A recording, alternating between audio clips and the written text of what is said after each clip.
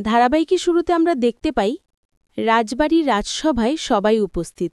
সেখানে মিস্টার লাহিড়ীকে সহজ সম্মানে রাজসভায় নিয়ে আসা হয় এবং তারাসুন্দরী ও রাঘবেন্দ্রের বিয়ের তারিখ, দিন, লগ্ন সবকিছু ঠিক করা হয় এবং তারাসুন্দরীর সাথে কি কি পণ যাবে, বিয়েতে কে কে সাক্ষী থাকবে সবকিছু ঠিক করা হয়।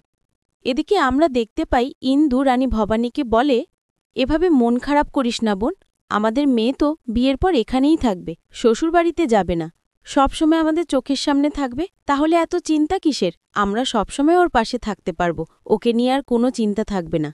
পরক্ষণে রানী ভবানী বলে, আমি সেটা নিয়ে ভাবছি না ইন্দু দিদি, আমি ভাবছি আমার মেয়েটা কত বড় হয়ে গেছে, কদিন পরে তার বিয়ে। অপরদিকে রানী ভবানী শাশুড়ি বলে, মায়ের মন বলে কথা, তুমি যাই বলো না কেন ইন্দু বউ, মায়ের মন কখনো থেমে থাকে না।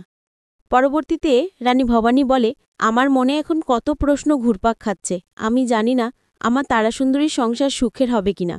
তখন চন্দ্রমণি বলে, তুমি এত ভেবো না রাজরানী, আমরা সবসময় তারাসুন্দরীর পাশে থাকব। ঠিক তখনই রানী ভবানীর শাশুড়ি বলে, আমরা সবাই জানি এই মহলের আর কেউ আমাদের পাশে থাকুক বা না থাকুক, তুমি চন্দ্রমণি সবসময় আমাদের তারার সাথে সাথে থাকবে। পরের সিনে ইম্মু বলে, আমাদের তারার সাথে জামাই বাবাজিকেও সন্তানের মতো দেখতে হবে। তখনই রানী ভবানী বলে, আমি ওদের দুজনকেই ভবিষ্যতের প্রস্তুত করে তুলব, যাতে আমি নাটোরের রাজভার ওদের উপর সঁপে দিতে পারি। অন্যদিকে আমরা দেখতে পাই মিস্টার লাহিড়ী রঘুরাজাকে বলে, আমার একটা কথা ছিল, যদি আপনি নির্ভয় দিতেন তাহলে বলতাম। পরক্ষণে রঘুরাজা বলে, আপনি সংকোচ কেন করছেন, যা বলবেন সেটা বলে ফেলুন। তখন মিস্টার লাহিড়ী বলে, আমার এই বিয়েতে মত ছিল না, কিন্তু আপনারা রাজ পরিবার, রাজবংশ, আর অমত করতে পারলাম না। তবে আমার একটা শর্ত আছে, আমার ছেলে যেহেতু বিয়ের পরে এই বাড়ির জামাতা হবে, এমনকি এখানেই থাকবে, তাহলে আমার ছেলের যেন কোনো অসম্মান না হয়। যেহেতু আপনাদের মতো এত হয়তো আমাদের সম্পদ নেই, কিন্তু আমাদের আত্মসম্মান আছে। লাহিড়ীর কথা শুনে রানী ভবানী বলে, আমি নাটোরের রাজরানী হয়ে আপনাকে কথা দিচ্ছি, আপনার ছেলের কোনো অসম্মান আমি হতে দেব না।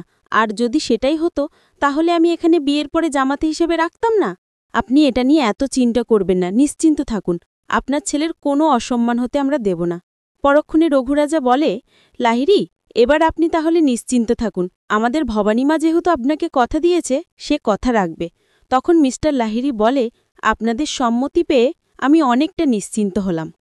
পরের সিনে আমরা দেখতে পাই ইন্দু তার শাশুড়ির পা টিপে দেয় আর বলে, আমাদের তারাসুন্দরীর বিয়ে এমনভাবে দিতে হবে যাতে পুরো নাটোরবাসী বলতে পারে একখানে বিয়ে হয়েছিল।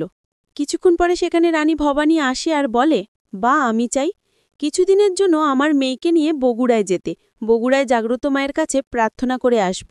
তাছাড়া রাজকার্য সামলাতে গিয়ে মেয়েকে তেমন সময় দিতে পারিনি, সব সময় তো আপনাদের কাছেই বড় হয়েছে, তাই বিয়ের আগে যদি একটু সময় দিতে পারতাম। রানী ভবানীর কথা শুনে ইন্দুবউ বলে, তুই একদম ঠিক কথা বলছিস, আর সংকোচ করিস না মা, মেয়ে মিলে তাহলে ঘুরে আস। অপরদিকে আমরা দেখতে পাই দেবীপ্রসাদ মৈত্র ঘরের মধ্যে একা একাই বলে, আমাকে যে করেই হোক নবাব সিরাজের প্রিয় পাত্র হয়ে উঠতে হবে, কিন্তু সেটা কিভাবে হবে? আমি নবাব সিরাজের আশেপাশের কোনো লোকের সাথে কথা বলতে হবে। ঠিক তখনই কুন্দ চলে আসে এবং দেবীপ্রসাদ মৈত্র বলে, আমি তো তোমার কথাই ভাবছিলাম, এসো এসো, কিন্তু এসো, তুমি কি আমার একখানা সাহায্য করে দিতে পারবে? তখন কুন্দ বলে, আপনি তো আমার দেবতুল্য, শুধু বলেন কি করতে হবে, আমি আপনাকে সেটা করে দেব। পরক্ষণে দেবীপ্রসাদ মৈত্র বলে, তার আর একটা ছবি কাউকে দিয়ে এঁকে দিতে পারবে? তখন কুন্দ বলে, আপনি এসব কি বলছেন, তারার ছবি দিয়ে আপনি কি করবেন?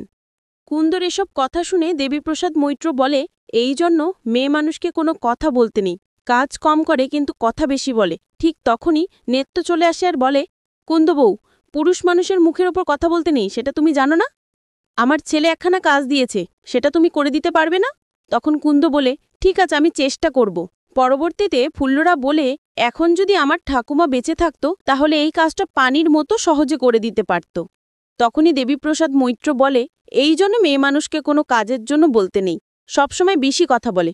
পরক্ষণে নেত্য বলে, তোর পিসি ঠাকুমা মরে ভূত হয়ে গেছে, এখন এইসব কথা বলিস না, তো কাজটা করে দিতে পারবে কিনা সেটা ভাব।